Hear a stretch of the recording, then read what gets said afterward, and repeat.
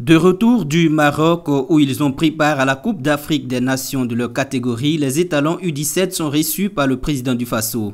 Après un parcours sans faute pendant les phases de poule, les étalons sont tombés en demi-finale face au Mali avant de chuter face à la Côte d'Ivoire pour le match de classement. Malgré tout, les poulains de Oscar Barreau se sont qualifiés pour la Coupe du Monde U17 de la FIFA qui se déroulera au Qatar du 3 au 27 novembre 2025. Pour le chef de l'État, c'est que du regret. Vous devrez avoir des regrets parce que la coupe devrait vous revenir. Je ne voyais pas l'équipe qui devrait pouvoir donc repartir avec cette coupe à part votre équipe. J'ai suivi beaucoup de matchs. Il y a eu un moment donné où on a été déconcentré. Je ne sais pas si c'est l'ivresse de la victoire ou juste de la déconcentration, mais on s'est déconcentré, surtout le match contre nos frères du Mali. Très performants face au Cameroun, l'Égypte, l'Afrique du Sud et la Zambie, les U17 ont manqué de concentration face aux Aiglons U17 du Mali. À cet effet, le président du Faso invite les poulains de Oscar Barreau à tirer des leçons de ce match. Lorsqu'il y a une compétition qui est engagée, il faut rester concentré jusqu'au bout. C'est ça qui fait l'expérience aussi. Donc vous avez appris ça à vos dépens et je pense qu'au cours du mondial, vous devrez travailler ça et rester concentré.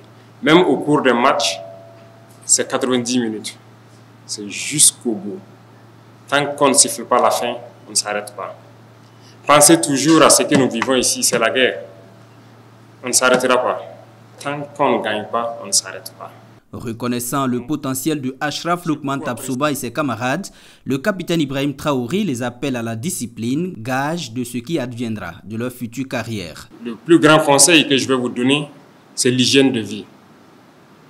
Souvent, on ne le dit pas, mais ce qui fait, comment je vais dire, détruire la carrière de beaucoup de footballeurs au Burkina Faso, c'est l'hygiène de vie.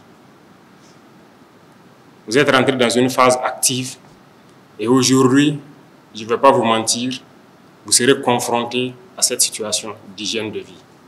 Ça contribue à détruire beaucoup de carrières. Pourtant, autant que vous êtes, vous pouvez être dans le plus grand club de ce monde-là. Ne doutez même pas de vous. Donc, soignez votre hygiène de vie. Le ministre chargé des sports et de la jeunesse a lui aussi salué les performances des U17. De leur côté, les garçons ont exprimé leur reconnaissance au chef de l'État pour l'accompagnement dont ils ont bénéficié.